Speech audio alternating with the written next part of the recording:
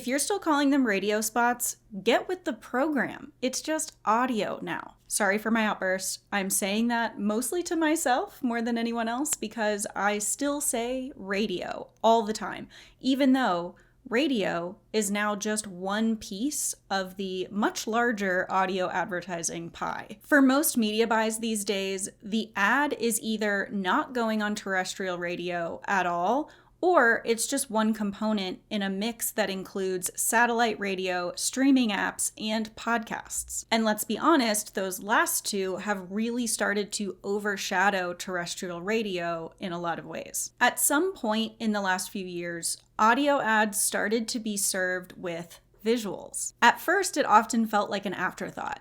Like a display banner or a social media image that was just kind of tacked on to the audio spot. But now those visuals are just as important as the audio itself because of the rise of video podcasts and video capabilities on audio platforms. What? Video on audio apps? Yeah, the world of audio advertising has evolved so much, and it continues to evolve. So let's talk about it.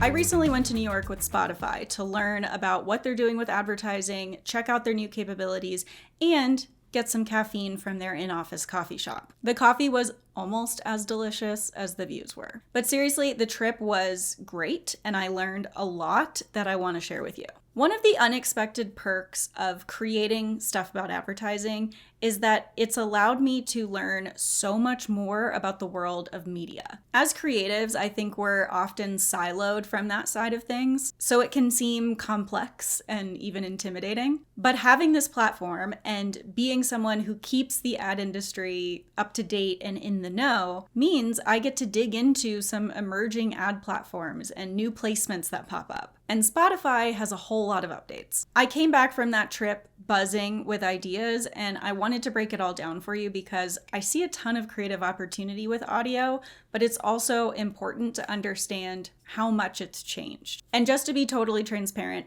Spotify did cover my travel expenses for this trip, but that was it. There's no obligation for me to say anything. This is not a paid ad for Spotify. Everything I'm sharing in this episode is stuff that I genuinely found interesting and that I think is really relevant for anyone working in this industry. Okay, so let's go back to the beginning of audio advertising. The first paid radio commercial was on a New York station in 1922.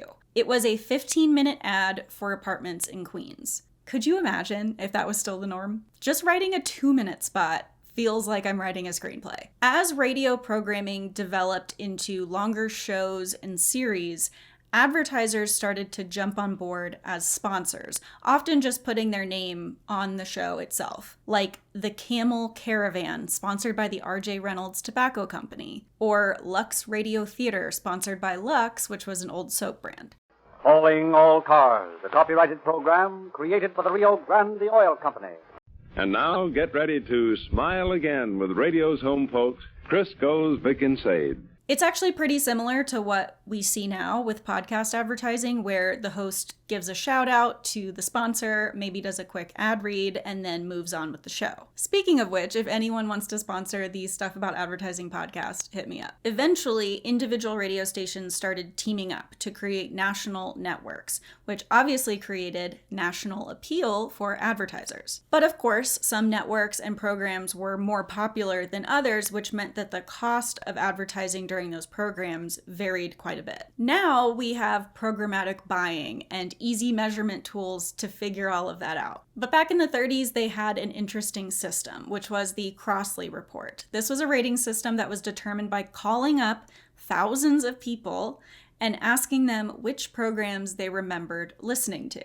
I mean, when you think about it, we still have a somewhat similar system today, right? Like you might get surveys that pop up and ask if you remember seeing ads for a specific brand. But thank goodness we don't have to do that manually anymore. Over the years, radio became a primary source of both news and entertainment, with families literally gathering around their radios in the living room. Before the rise of television, radio commanded your undivided attention, which is definitely not the case today. Radio and music are often on in the background or accompanying some other activity that you're doing. Which brings me to one of my main creative conundrums about audio advertising. In the past, you'd get a media plan that included radio, and that meant your spot was going to be played on terrestrial radio, AM, FM stations, the traditional land-based radio. And yes, people do still listen to this form of radio. According to the Pew Research Center in 2009,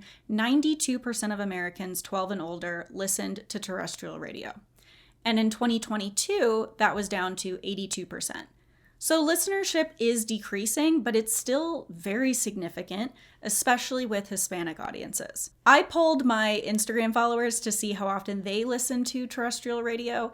75% said rarely or never. And I got multiple messages from Gen Z folks who weren't even familiar with the term terrestrial radio, and I explained it to them and then thanked them for proving my point in how much audio has changed. But anyway, most terrestrial radio is consumed in the car, often on commutes to and from work. Looking at some data from MRI Simmons, 75% of adults listen to radio in the car on weekdays. So, as a creative writing a radio spot, that gave me pretty specific context to build on. I knew, more or less, what the listener was thinking, doing, and feeling while they were hearing the ad, which helps make it much more engaging and relevant. And for someone in their car, there's a lot to play off of, right? There's stress about work or traffic that they're stuck in. There's kids yelling in the back seat. They're thinking about what they're going to do at work that day or how the workday went. But with the rise of streaming audio,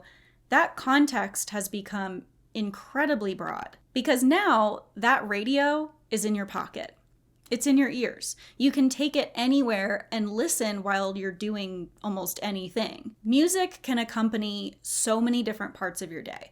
While you're getting ready in the morning, driving to and from work, commuting on public transit, while you're working, going for a walk, exercising, cooking, even during business time, if you know what I mean.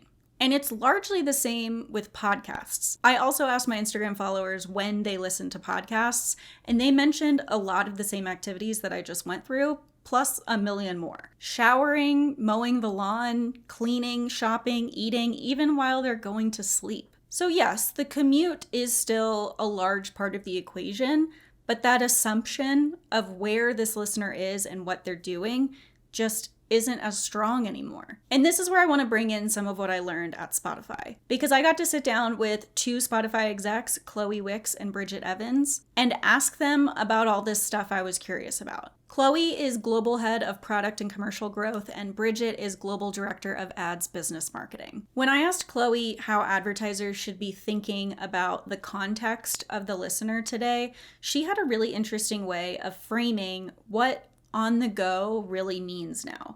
We know that for a long time we did own the background, and that was sort of where we showed up was, yes, we have the chance to be with that user when they are commuting, when they are exercising, when they are in a deep work session or designing or writing or what have you.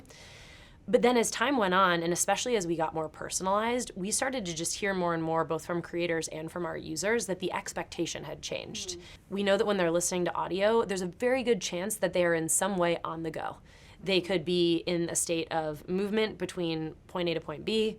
They could be, exercising, like I mentioned, or they could be in sort of that state of deep focus. But regardless, you're reaching them in that moment where they are sort of focused on traveling, if you will. But then we know that when they get to their destination or when they take that pause, that it's very, very likely, and the data really tells us, that they're flipping their Spotify open and they're trying to figure out what comes next. Or they're trying to actually go into, oh my gosh, this podcaster has this awesome guest. I want to see them. So for a long time, radio was largely synonymous with literal travel and commuting. The radio listener was literally on the go. But now the audio streamer is in a much broader expression of on the go. They're in some sort of transient state that they will eventually come out of. And then very often they'll pull out their phone to engage further, maybe to choose more music or to switch over to the video of the podcast they were just listening to, or check out the tour dates of the artist they were just listening to, or maybe even check out the brand they just heard an ad from. And then through the usual ad targeting options like music genres, podcast topics, interest, and demographics, you can narrow in on that context even more. Now, I want to clear something up about Spotify advertising specifically. I have heard so many people in the industry, mostly creatives, say something to the effect of, "Why are we doing advertising on Spotify? Everyone pays for premium." And you know what? I will admit, I have said something similar in the past. But obviously that can't be right. The media folks know what they're doing when they include Spotify in the media plan. So I wanted to hear the numbers straight from the source. So we get this question a lot. We have over 675 million people that use Spotify, and actually more than half are on the free tier. Wow. And across both, people are using Spotify over 2 hours a day. There you go. More than half of Spotify's massive user base gets ads. That might seem surprising because I do think our industry tends to skew in one direction. And in my very unofficial polling on my Instagram, that rang true. Because 79% of the Stuff About Advertising audience says that they pay for the ad-free version of their favorite audio app. And the results were also skewed for how often this same group listens to terrestrial radio, because the ad industry is heavily concentrated in cities and urban areas where people aren't really driving much, if at all. But even if it's not terrestrial radio, they are finding other ways to listen to radio stations, satellite radio, podcasts, music. Audio is a huge part of their lives. So I think we can all agree that audio advertising in all of its forms is definitely worth it when you look at the listenership data. But that still leaves the question, why choose Spotify over other platforms? And I think that when you look at Spotify and how people are using it, it is entirely different than other platforms. And we see incremental returns as a result of that in terms of advertising. But people I mentioned are spending over 2 hours a day on Spotify, and that's because, like, if you think about it, you're learning something through a podcast, like you're catching up on pop culture, or you're like deeply ingrained into a new song or playlist. For me, that's Selena Gomez and Benny Blanco's new album right now. But it's actually a platform that makes you feel good. And we have the data. We have the data that, you know, people feel 15% happier after a Spotify session. And that's because they're using it all throughout their day. They're switching between audio and video, again, to learn something or catch up on something or to feel something. So it's really that, like, attention that is so different on Spotify than other platforms. Meaning, you know, I've never heard anyone say, "Oh, I have to delete Spotify from my app. I really need a break from music and podcasts." It's additive. It adds value, and they feel something toward it. That was such an interesting point to hear from Bridget. It's something I never really thought about, but it also makes total sense. I actually just recently put time limits on a bunch of apps on my phone. It was absolutely necessary for my sanity and overall mood. But Spotify was not one of those. Limiting my time with music and podcasts never even crossed my mind because it's a positive experience. And that's something that Spotify and I'm sure other audio streamers have as a huge advantage. Because placing your brand message within someone's doom scrolling is a whole lot different than placing it within an app that many people use as an escape from that doom scrolling. Over 90% of users say Spotify is essential to their daily lives, and it's actually the #1 most home screened app. That's a pretty incredible level of engagement, and it's built on a positive user experience, which is honestly a rare and valuable thing to find on today's internet. Now, Bridget mentioned video in that last clip, and that's a whole other can of worms, but in a positive way. Because this is what I mean when I say that audio has evolved so much. It's not just audio anymore. Audio now comes with visuals. And we're not just talking about those static display banners that I mentioned at the beginning of the episode. We are talking full-on videos. So how does an audio-first platform like Spotify go about implementing video? It's all very subtle, and that's very much by design, because what we really want to do is sort of evolve beyond audio while still maintaining the power of audio and maintaining the importance of audio and the user's time spent within Spotify. And so I think that subtlety is a really important piece. The other arguably more important piece is just the work behind the scenes with the creators themselves.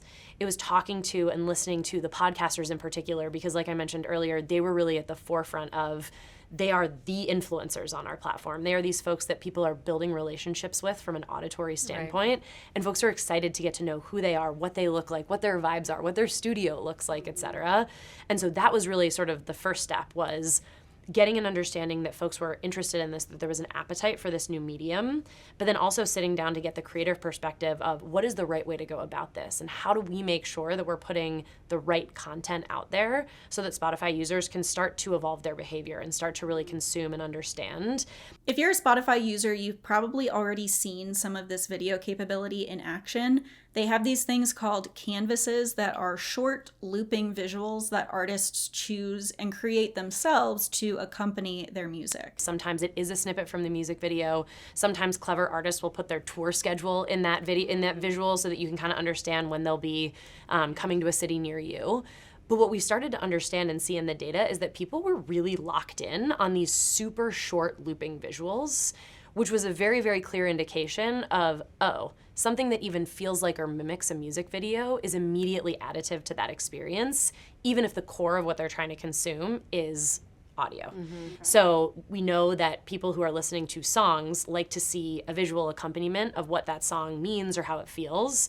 People who are listening to audio ads also react really positively to some sort of visual accompaniment beyond just a static image. And that we've sort of married those two together with the launch of Canvas for advertisers.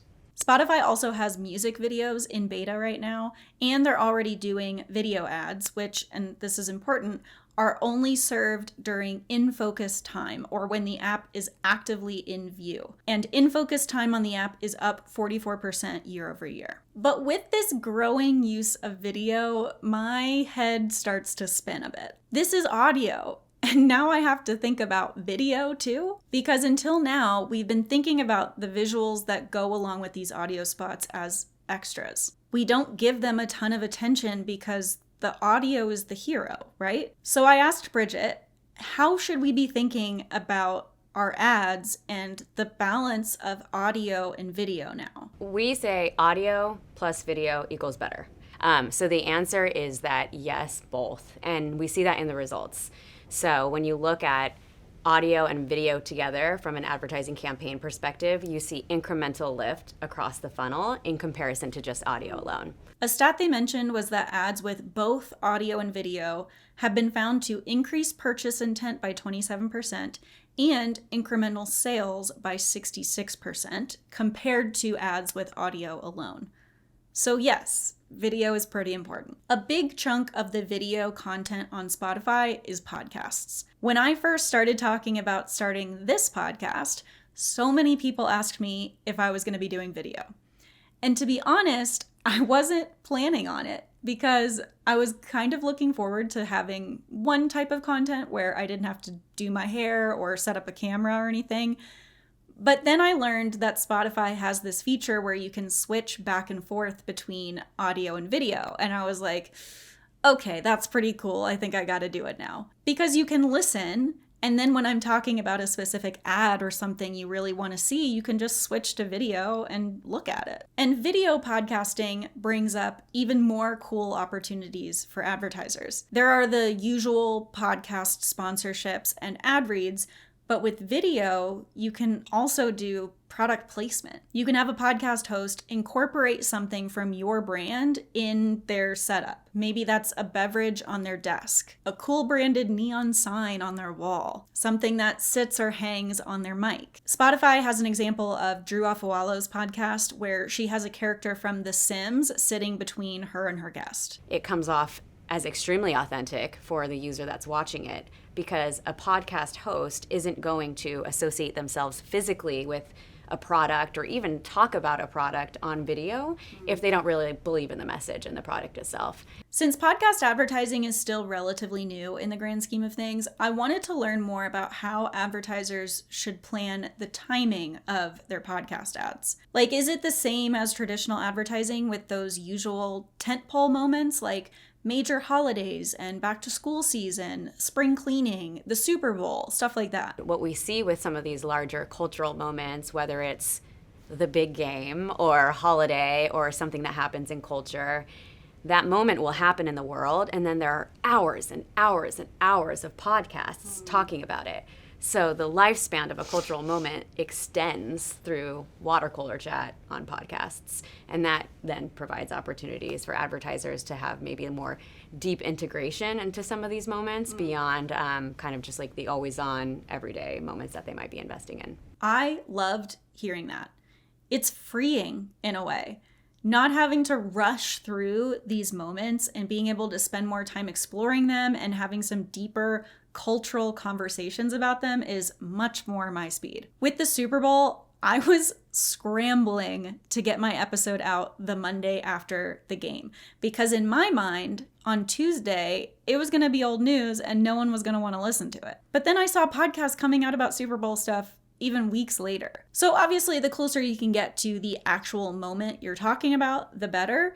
But it's good to know that these cultural moments have a longer lifespan within audio. The main reason I went to New York was to attend the Spotify Advance event. It's essentially an upfront presentation where they showcase all their new tools and capabilities and say to advertisers, hey, here's why you should spend your media budget with us. My overall takeaway from this was that Spotify is positioning itself as a full funnel marketing platform. They have moved beyond isolated audio spots to multi-format campaigns with all kinds of targeting options, objectives, and measurement tools. One of the major announcements was the Spotify Ad Exchange with the super cute musical acronym of SACS. This is their brand new programmatic offering with real-time bidding. They also updated their self-serve Spotify Ads Manager with more advanced targeting like custom audiences, and they're introducing some lower funnel objectives like app installs or website traffic. They talked through some of the ways that brands and agencies can collaborate with Spotify as well. One is Spotify Aux, which is their in-house music advisory agency for brands. Aux could help you set up something like a branded concert, for example. They talked about how they put together FanDuel's Super Bowl party with Megan Thee Stallion and Blink-182. With Samsung, they brought the popular Spotify Fresh Finds playlist to life with a 2-day event in Chicago. And they worked with Coke to create Coke Studio, which is where they bring in some emerging artists. And the other is Spotify Creative Lab, and this is their in-house creative agency. So they can create your campaign assets for you, or you can partner with them to develop something more custom. Bridget told me about some of the work they did with the Oreo and Coca-Cola collab and some of the insights that led them to the idea. And we saw, okay, for one, Gen Z is really tuning in and using our most interactive features to pass music from one to another. So our blend feature, our jam feature, where you can share your playlist and create playlists with friends. And then the other thing we saw is that there were over 1 million playlists being created with the word bestie in it. And so we partnered with them to basically execute this really creative campaign that gave users prompts like, what is your bestie's favorite song? What song reminds you of your bestie? And the answers to those questions paired with our streaming data around that user allowed us to create personalized friendship playlists for them through Coke and Oreo. So I just like that because it's A, very interactive, and B, it's just an idea that stemmed from insights that were happening on Spotify with that audience that you couldn't come across on any other platform. I do really get the sense that Spotify is eager to experiment. So this is one of those places that I think you can take some of your wild ideas and work with them to make it all happen. The platform is evolving so much, so let's just roll up our sleeves and get in and figure out what you have, what we can help with, and then how we can start to learn together. So to wrap things up, I do think this is a genuinely exciting time for audio. It's so cool to see how far it's come. When advertising on streaming platforms first started, it just felt like an extension of radio. Throw the radio spot on there and call it a day. And then we started adding those static visuals to go along with those spots.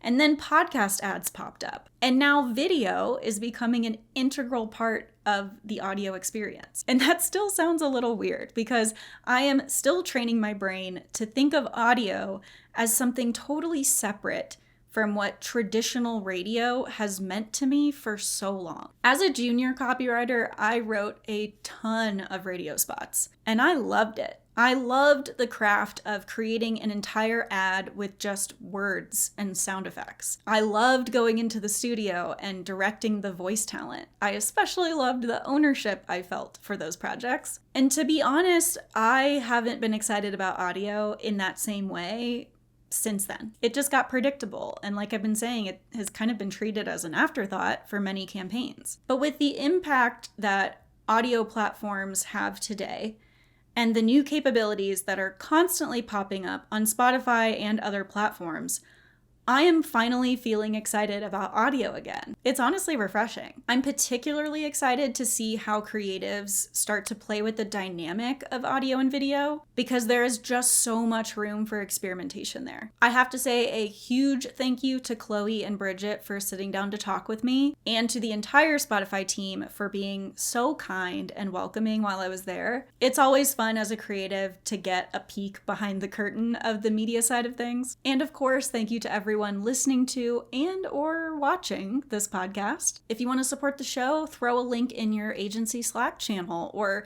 send this to an advertising obsessed friend that might enjoy it. Either way, I will see you next time for some more stuff about advertising.